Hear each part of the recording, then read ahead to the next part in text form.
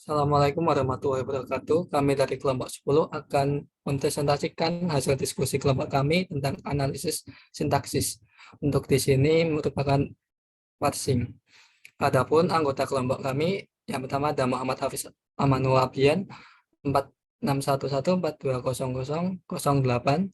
Selanjutnya ada Ahmad Syafi'i dengan NIM 4611420012. Dan saya sendiri Ahmad Satikun dengan NIM 4611420044. Analisis sintaks atau parsing merupakan tahapan yang berguna untuk memeriksa urutan kemunculan token. Parsing sendiri merupakan konstruksi atau pembentukan pohon sintaks untuk suatu kalimat atau ekspresi. Pohon sintaks menggambarkan bagaimana memperoleh suatu string dengan cara menurunkan simbol non-terminal atau variabel menjadi simbol terminal. Untuk contohnya, misal terdapat aturan tata bahasa bebas konteks dengan aturan produksi S menjadi AB, A menjadi A kecil A besar atau A kecil, B menjadi B kecil, B besar atau B kecil. Nah, untuk pohon sintaksnya ada di sebelah kanan, diturunkan seperti yang ditampilkan di gambar. Next. Selanjutnya ada metode parsing. Metode parsing dibagi menjadi dua, yaitu top down dan bottom up. Top down sendiri merupakan metode melakukan penelusuran dari root atau akar menuju ke daun atau leaf, S menuju T. Meliputi backtrack atau backup, biasa dipanggil brute force, dan non-backtrack atau biasa disebut recursive descent factor. Untuk bottom up sendiri merupakan metode melakukan penelusuran dari daun menuju ke akar, T menuju S, kebalikan dari top down. Next. Untuk parsing dengan brute force, metode ini memilih aturan produksi dari paling kiri, kemudian melakukan expand semua non-terminal pada aturan produksi sampai yang tertinggal adalah simbol terminal. Bila terjadi kesalahan atau string tidak sesuai, maka akan dilakukan backtrack. Untuk algoritma ini membangun pohon parsing yang top down, yaitu mencoba segala kemungkinan yang ada secara satu persatu.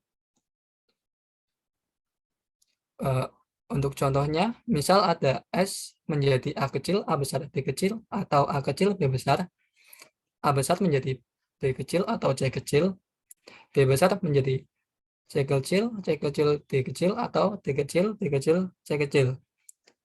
Terus dilakukan parsing untuk string ACCD.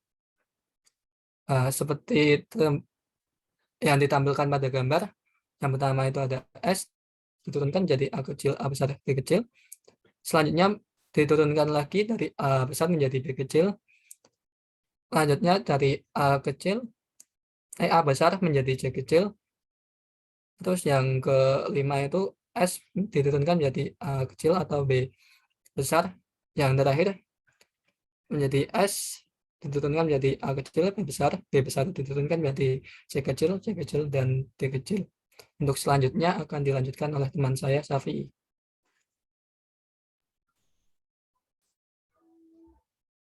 Baik, selanjutnya yaitu kita masuk pada contoh yang ketiga.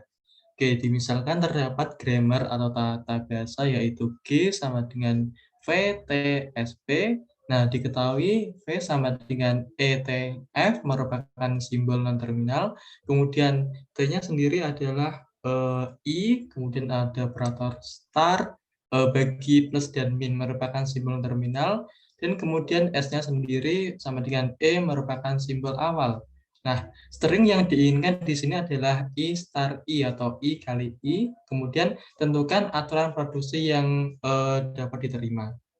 Oke, selanjutnya adalah penyelesaiannya yaitu aturan produksi P yang dicobakan adalah E menurunkan T atau T plus E atau T min E. Kemudian T menurunkan F atau F kali T atau F dibagi T. Kemudian F menurunkan I, maka diterima. Kemudian E menurunkan T atau E plus T, atau E min T, kemudian T menurunkan F, atau T dikali F, atau T dibagi F. Nah, maka didapatkan F menurunkan I diterima walaupun rekursifnya kiri. Kemudian E menurunkan E plus T, atau E min T, atau T, kemudian T diturunkan F kali T, atau F bagi T, kemudian atau F. Dan terakhir F menurunkan I tidak diterima karena rekursif kiri menyebabkan looping atau perulangan. Oke, kemudian aturan produktif rekursif. Nah, aturan produksi yang memiliki ruas kanan atau hasil produksi yang memuat simbol variabel pada ruas kiri. Nah, di sini ada dua macam ya. Yang pertama ada rekursif kanan, dan yang kedua ada rekursif kiri.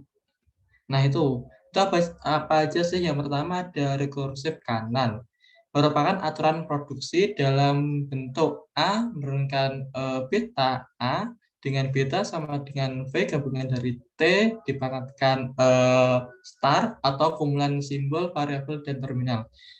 Dicontohkan S menurunkan D kecil, S besar, dan B menurunkan A kecil, D kecil, dan B besar. Baik, selanjutnya akan dijelaskan oleh rekan saya. Baik, terima kasih. Untuk selanjutnya, tadi ada rekursif untuk yang kanan, dan untuk selanjutnya ada rekursif untuk yang kiri. Nah, untuk aturan produksi dalam bentuk A menjadi A, beta, kemudian dengan beta sama dengan V, gabungan dari T, dengan pangkat atau kumpulan simbol, variabel, dan terminal. Contohnya, S menjadi S besar, D kecil, dan B menjadi B besar, A kecil, D kecil.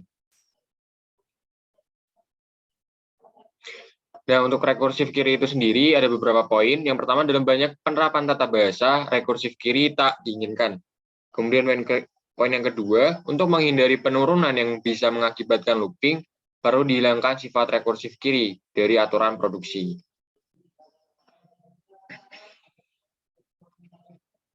Nah, kita beralih ke penghilangan rekursif kiri itu sendiri. Yang pertama, pisahkan aturan produksi yang rekursif kiri dan tidak. Misal, rekursif kiri A menjadi A alfa 1 atau A alfa 2 atau A alfa 3 dan seterusnya sampai A alfa N. Nah, bukan rekursif kiri A menjadi beta 1 atau beta 2 atau beta 3 atau sampai dengan beta tak tentu atau beta M.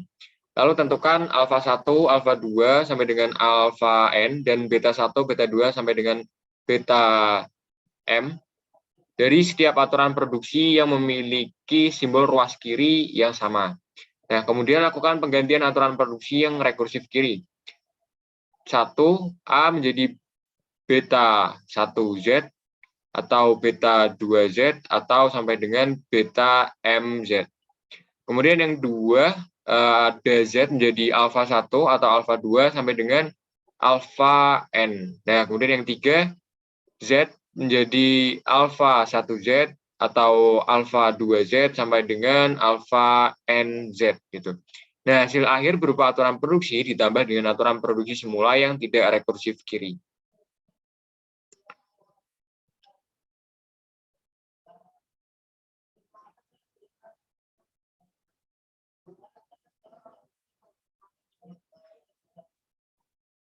Next.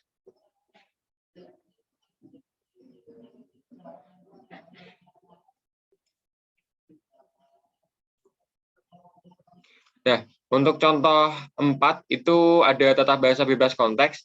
S menjadi S besar, A kecil, B kecil, atau A kecil, S besar, C kecil, atau D kecil, D kecil, atau F kecil, F kecil, atau S besar, B kecil, D kecil. Nah, langkah penghilangan rekursif kiri. Yang pertama, pisahkan rekursif kiri. Yang tadi S menjadi S besar, A kecil, B kecil, atau S besar, B kecil, D kecil. Menjadi alfa 1 sama dengan alfa A kecil, B kecil, kemudian ada alfa 2 sama dengan B kecil, D kecil.